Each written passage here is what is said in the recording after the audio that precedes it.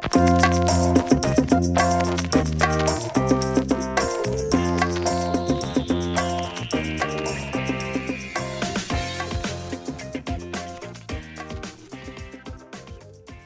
buenos días amigos, como siempre les saluda Mildred Cortés en su programa desde la EEA, desde la Estación Experimental Agrícola.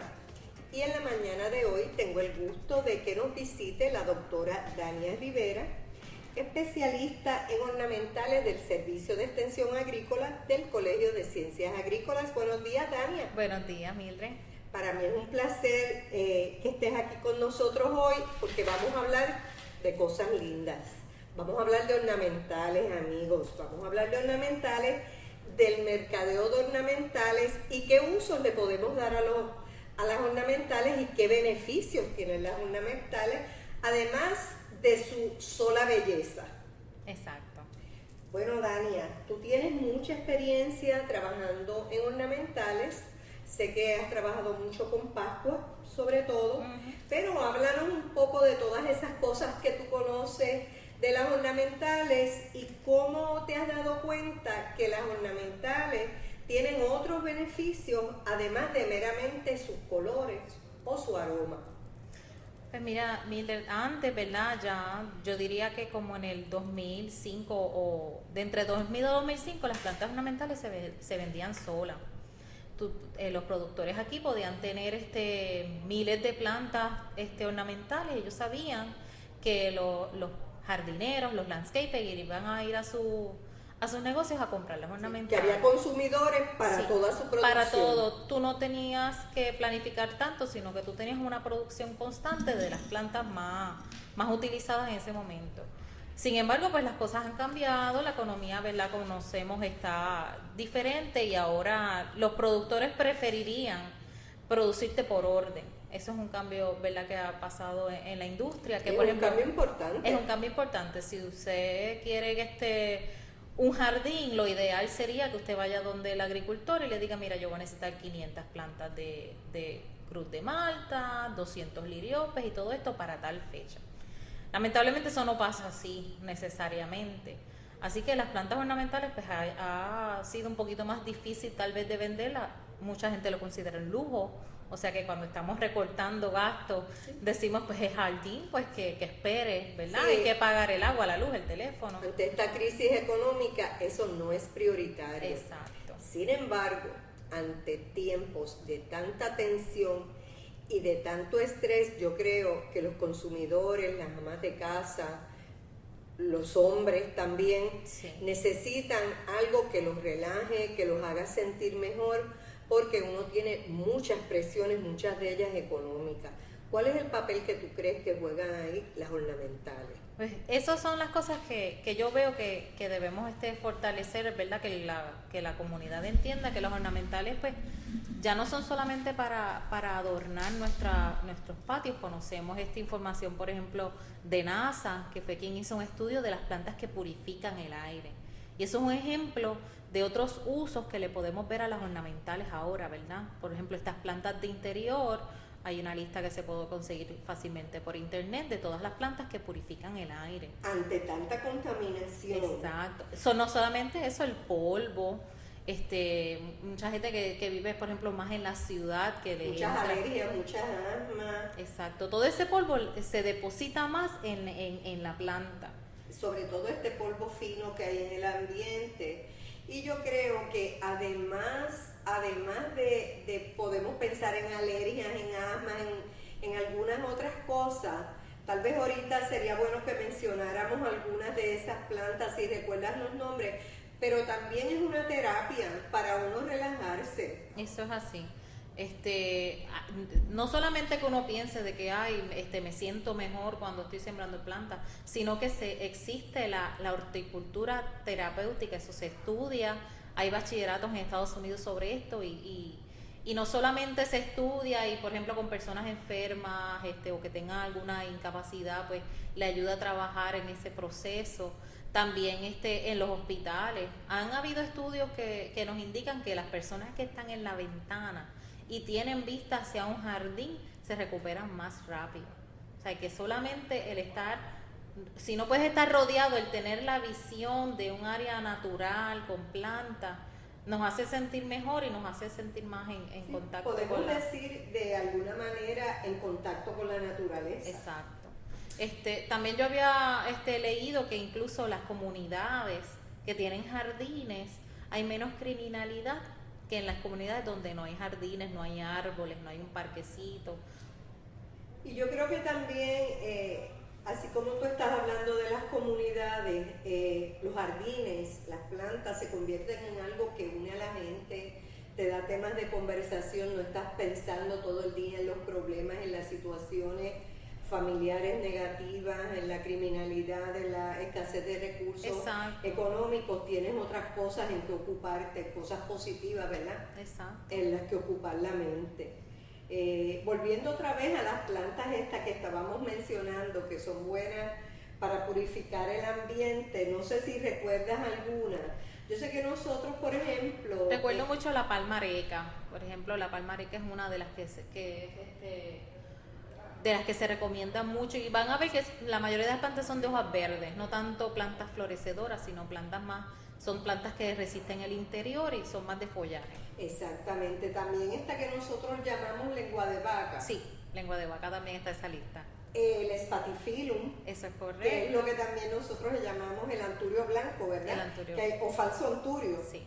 Estas plantas, si mal no recuerdo, están en esta lista. Sí. Son plantas económicas, son fáciles de propagar, Sí. no hay que incurrir en grandes gastos para tenerlas. No, y que muchas veces las encontramos ya terminadas en los jardines, que es cuestión de llevarnos a la casa y empezar a tener entonces esos beneficios de que nos están purificando el aire en nuestros hogares o en nuestros espacios de oficina. Exactamente. También quería comentarte, ¿verdad?, que el Servicio de Extensión Agrícola da muchos talleres, continuamente da talleres. ¿Dan talleres de plantas ornamentales también? Sí, se dan talleres, especialmente en la época de Pascua. Hablamos mucho de Pascua porque la gente, especialmente, la pregunta que no fallan todos los años es ¿qué hago con mi Pascua luego de la Navidad? O cómo cuidarla durante la época navideña. Pues yo creo que esa es una pregunta que nunca está de más. ¿Qué hago con mi Pascua después que pasa la Navidad? Pues mira, yo tengo una publicación, de hecho, como es algo que me preguntan todos los años, tengo una publicación en la página del colegio, que la pueden encontrar bajo las publicaciones del Servicio de Extensión Agrícola en el área de agricultura. Entonces, ¿qué vamos a hacer con la Pascua? Pues simplemente durante la florecida y mientras la tenemos en nuestra casa en Navidad no le vamos a echar fertilizante. Solamente le vamos a echar bien poquita agua, tal vez una vez a la semana si la tenemos en interior. No la vamos a inundar. No la vamos a inundar. A la Pascua no le gusta tener el suelo inundado. Si tenemos a veces que nos las venden en estos empaques con envolturas en el tiesto, pues hay que remover esa envoltura. Que es el papelito de aluminio de colores o ese, plástico de colores, sí. se la quitamos. Hay que quitarlo, mojarla bien directamente al suelo, no al follaje, no a las hojas, no a las flores, directamente al follaje. Una vez percola la mayoría del agua, entonces le podemos volver a poner papelito y esperar por lo menos casi siempre una semana. Nosotros con el dedo podemos verificar si necesita más agua. Otra pregunta, si yo tengo esta Pascua y empiezan a caerse las hojas de abajo, ¿qué quiere decir? Usualmente es falta de agua. Falta de agua, es Sí. lo contrario. Es lo contrario, sí. Es lo contrario, pero me parece bien importante que mencionaste la publicación y podemos ir a uprm.edu Sí. en el internet y allí buscar SEA o Servicio de Extensión Agrícola. Yo creo que dice Servicio de Extensión Agrícola. En el área de publicaciones se divide por las 4 áreas académicas y entonces en el área de agricultura entonces está la publicación de Pascua. Vamos a buscar la publicación de Pascua de la doctora Dania Rivera y allí tiene, ¿verdad?, los consejos básicos para conservar su Pascua. Exacto, por lo menos lo bueno de esa publicación es que mes por mes te indica qué vas a ir haciendo con tu Pascua, cuándo podarla, cuándo echarle fertilizante, O sea, cuándo... que es una guía dirigida. Sí, y entonces cuándo no le vas a hacer nada para que ella florezca a su tiempo. Ok, ahora mismo, Dania, las Pascuas la gente ya las tiene sembradas en los jardines centros. ¿Cuándo se supone que florezca la Pascua? La Pascua naturalmente empieza a florecer a principios de octubre. en el mes de octubre. Por eso es que cuando vamos ya en la época de Acción de Gracias ya tenemos Pascua listas para la venta. De hecho, en Puerto Rico yo entiendo que es donde más rápido se venden las Pascuas. Si usted ya no ha comprado su Pascua para ese primer fin de semana de Acción de Gracias, usualmente lo que va a encontrar... Ya está tarde. Ya está tarde, sí. Que van a ir bajando de calidad. Si las busca en diciembre, son de menos calidad. Entonces. Por ejemplo, a mí me ha pasado algo, y es que las he comprado y tienen las hojas verdes. Y entonces en febrero empiezan a ponerse rojas. ¿Qué pasó? Las sembraron tarde, yo las compré tarde. No, eso es lo que pasa, es que esa fue la variedad. La variedad entonces era una variedad más tarde. Las variedades, por ejemplo, tempranas es la Freedom, que es la que encontramos usualmente roja, que ya está roja en noviembre. Hay otras variedades, por ejemplo la Prestige, que usualmente si la compramos en diciembre todavía está verdecita y florece un poco más tarde. O sea que hay diferentes variedades en el mercado. Hay cientos de variedades en el mercado, y la Pascua no solamente la hay roja, la hay amarilla, la hay rosada, la hay violeta. Nunca la he visto. La hay de muchos colores. Lo que pasa es que en el mercado de Puerto Rico dependemos a lo que traigan los agricultores en Puerto Rico. Pero si ellos exploran, o sea, que no nos es extraño ver este blanco, el rosado, el tipo que tiene como las hojas enrizadas también. Esa es las que son variegadas, que son manchadas. ¿Se dicen variegadas también? A las hojas sí se le dicen variegadas. Pero esas muchas veces son las Marvel, o Marvel tal vez. Marvel. Okay. Entonces también vienen con las hojas como tal, variegadas, o sea, con la parte de la flor roja y la hoja entonces veteada. Sí. Una pregunta, Dani, estábamos hablando de estas plantas de interior que producen bienestar, como tú me dijiste ahorita, wellness. Te pregunto, ¿yo puedo tener la Pascua dentro durante ese periodo sin que se afecte demasiado? Sí, ella va a estar muy bien dentro de la casa. Sí, de hecho eso es lo que yo hago, yo compro la Pascua y la pongo en el centro de mesa durante toda la época navideña, y pues usualmente a veces pierde un poquito de hojas, pero eso es pues por el timing de aplicarle el agua, pero ella se da muy bien. Incluso puede estar afuera. Yo he visto jardines que siembran Pascuas en el exterior y resisten bastante. Bueno, más el problema que yo he visto es el viento. Porque son bien muy frágiles. Bien frágiles. Yo sembré una en el patio, en la parte de atrás, y la pegué a la verja y estuvo año y medio. Pero mi mascota, mi perrito se salió afuera y se le trepó arriba y la destruyó. En nada, lo que no hizo el viento, lo que no hizo el sol. A mí me pasó, yo estuve viviendo en una casa alquilada y tenía un balcón bien bonito. Yo enganché mis Pascuas bien inocentemente y no duraron 2 días por el viento. El viento fue tan suave, tan fuerte, y dándole contra la columna, las partió, y entonces pues ya no se veían tan bonitas. De hecho, incluso muchas veces no las venden como con una bolsa plástica en las canastas. Bueno, en el carro se pueden partir. En el carro se pueden partir, y cuando le ponen la bolsa se pueden partir algunas ramitas. Es importante que cuando vamos a quitarle esa bolsa, romper la bolsa de arriba hacia abajo. No tratar de quitarle la bolsa sin romperla. No quitarlo como si fuera virarle una media o algo así, sino romper entonces esa bolsa para que entonces no se vayan a partir más ramitas. De tu conocimiento, ¿qué flores son las que se producen aquí desde el principio? Si tienes conocimiento de algunas variedades. ¿De Pascua? No, de flores ornamentales. Aquí se produce de todo. O sea, tenemos plantas florecedoras, tenemos follaje, tenemos flores de corte. Ahora mismo están de moda los girasoles en el sur.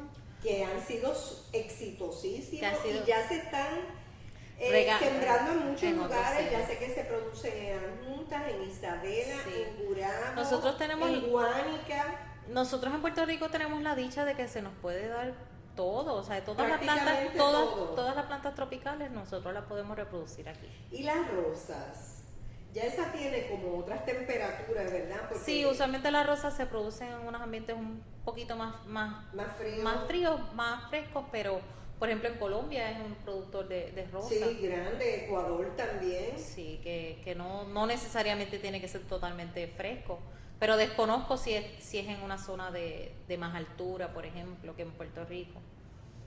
Creo que sí, porque yo he ido a Bogotá a unas siembras muy extensas y Bogotá es bastante alto, también Medellín. Que el problema que es tiene bastante la alto. rosa tiene unas enfermedades en las hojas y como las ornamentales son bien visuales, una hojita con mancha no se ve. Ya daña la calidad de las flores.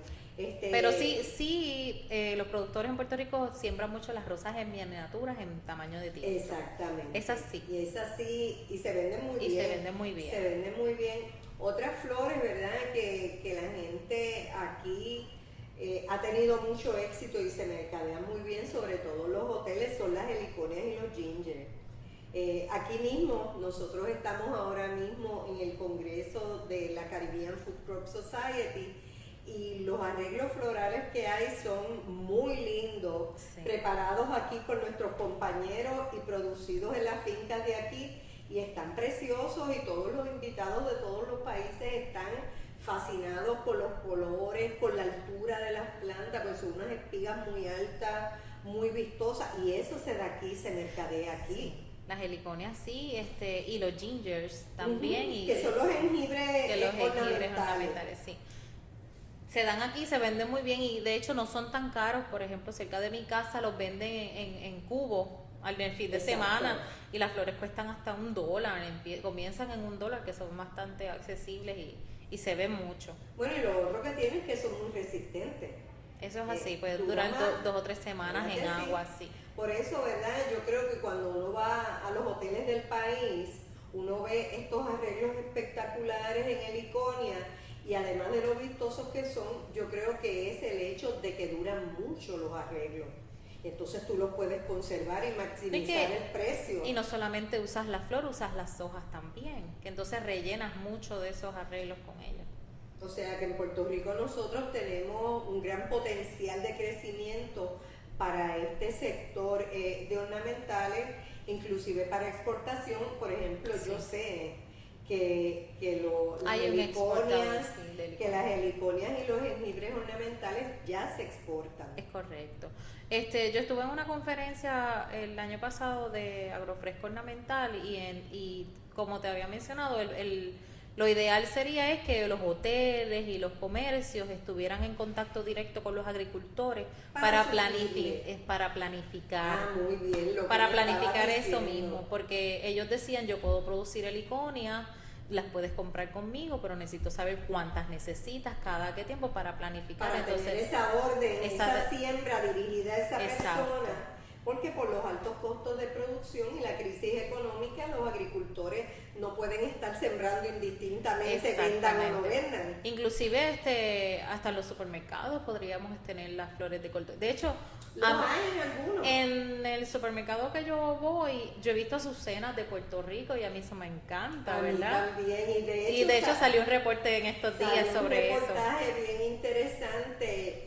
Y a mí me encantan, cuando vi las azucenas yo también pensé, pero ¿dónde las consigo tan lindas? Sí, pues yo las vi en el supermercado y yo he comprado, es por eso mismo, yo decía, a mí me pone que esto es de Puerto Rico y eso yo lo quiero comprar. Exactamente, yo creo que eso es importante también, que se lo llevemos a las personas que nos escuchan. Es importante que si nosotros queremos fortalecer el sector agrícola, de producción de alimentos, de ornamentales, tenemos que respaldarla. Claro. Cuando usted vea estas plantas producidas localmente, hay que comprarlas, hay que apoyarlas, sobre todo apoyarlas por sobre otras plantas de otros lugares, porque eso es lo que hace que nuestros agricultores se motiven a continuar produciendo. Por ejemplo, yo, ¿verdad?